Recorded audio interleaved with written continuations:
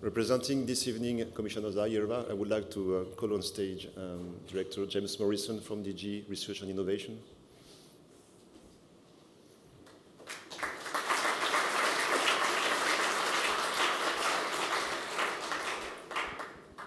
Important to adjust these so they don't go up your nostrils, I was thinking. It's always very tough to follow a commissioner.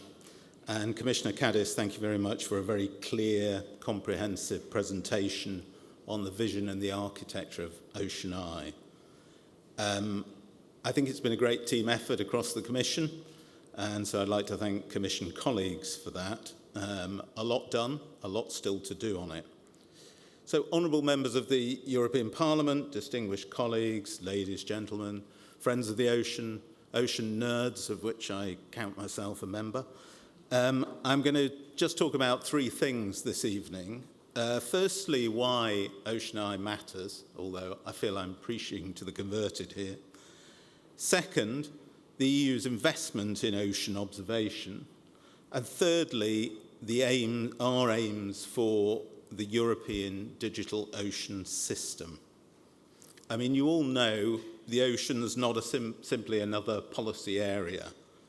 It's a strategic space where competitiveness, technological leadership, and global influence will be shaped in the coming decades based on access to resources and their sustainable exploitation, mastery of data, and that's why this matters, innovation capacity, another thing this will deliver, and the ability to understand and act in the marine domain. So the economic stakes behind all of this are high.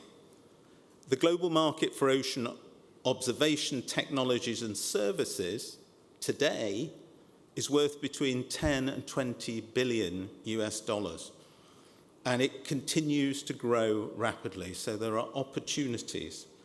Today, of course, the United States remains the leading actor, while China, in its 5-year plan, has made ocean observation a strategic priority and investing accordingly. So Europe can't afford to fall behind in such a critical domain, which is so central to future growth and innovation.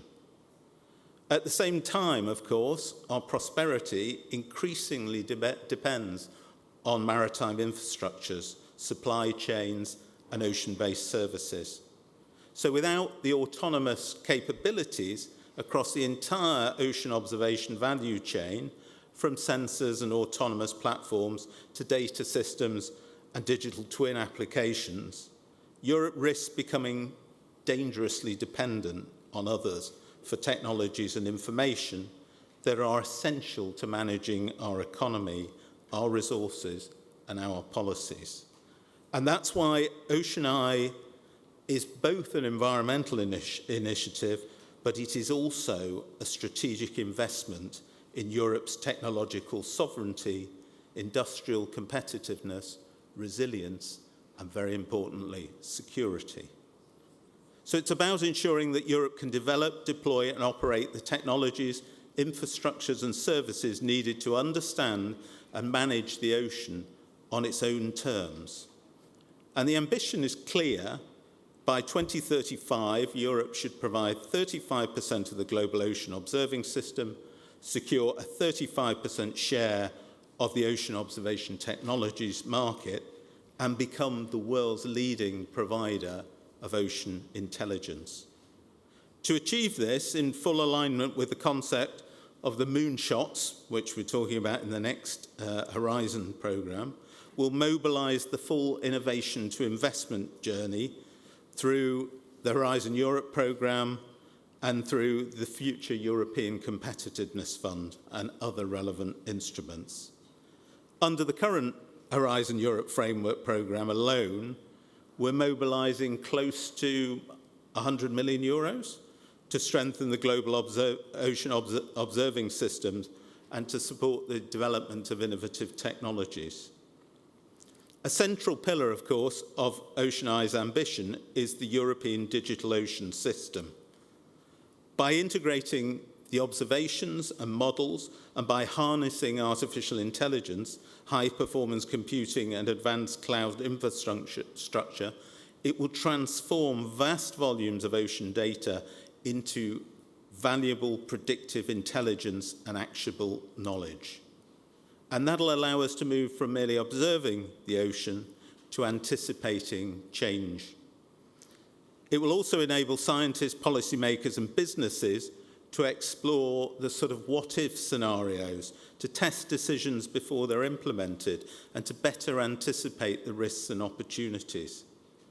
So together with Copernicus Marine Service and EMO DNet, the European digital twin of the ocean will form the backbone of this digital ocean system, a seamless operational infrastructure transforming observations into services, services into innovation, and innovation into economic opportunities.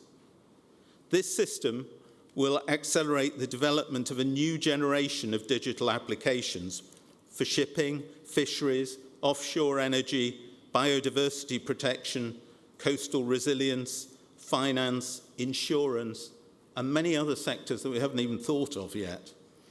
It will create a genuine market for ocean intelligence and open new opportunities for European innovators, startups, and scale-ups. The ocean, of course, remains one of humanity's last great frontiers. With OceanEye, Europe is making a clear statement on this. We intend to play our part, and we intend to lead. As an innovator, as a trusted technological partner, and as the world's leading provider of ocean intelligence.